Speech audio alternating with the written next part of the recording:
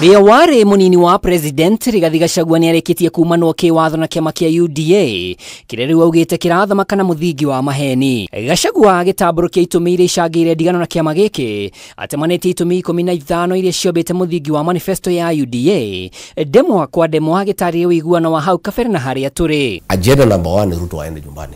Asipoenda hizi agenda zingine zote hasiwezi fanya kazi, kwa sababu ataendelea kuharibu Kenya, ataendelea kupora Kenya, ufisadi utaendelea, ataendelea kuwa kwa kampeni juu ya gari kila siku na sana kudanganya wa Kenya, kwa sababu utawala wa Rais William Ruto ni wa udanganyifu. Na ona gutuika Gachagua ni atanyite kuruguria kiama giake ica ikuhi, arauga UDA ni kiama gitari na kioneki gia kuya muthukumi wa gikiro gia thi nginya gikiro kia iguru. Amukwa muhiano arauga ciringi 500 rungu rwa kigina kia Hustler Fund gutire biashara inginyitirira.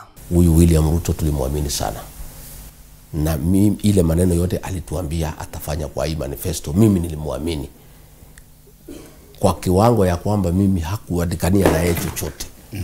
Hakuandikania na yeye chochote nikimsaidia kuwa rais, nilimwamini tu.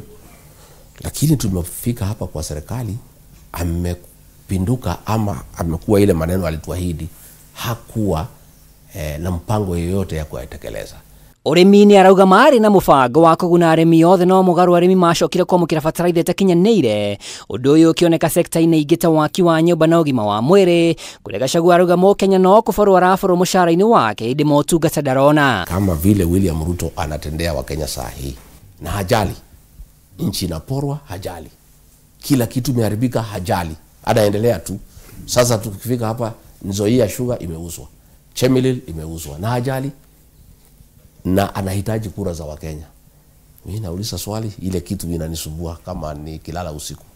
Kama anafanya hivi akihitaji kura ya Wakenya na akipata second term saidi hahitaji hao. Rwa-ini riri ningi arauga president ndaigana kugitira honge cia githirikari amwe ni aratongoria wagarari wa gatiba na kurehe mogaruruku ma kuhatika Mukenya, kwa muhiano mutaratara wa kigina kia mathomo ma ngathi ya iguru. Ndio Kenya yetu irudi pahali ilikuwa, turekebishe nchi yetu, turudege maneno ya masomo. As we speak, watoto wa university wako nyumbani. Mwenye kulete policies ambaye imefanya watoto wasome ni William Ruto. Akiwemo tutarekebisha namna gani? Kwa hivyo agenda ni mbili. Agenda ya kurekebisha Kenya, lakini ndio turekebishe Kenya lazima Ruto kwanza aondoke.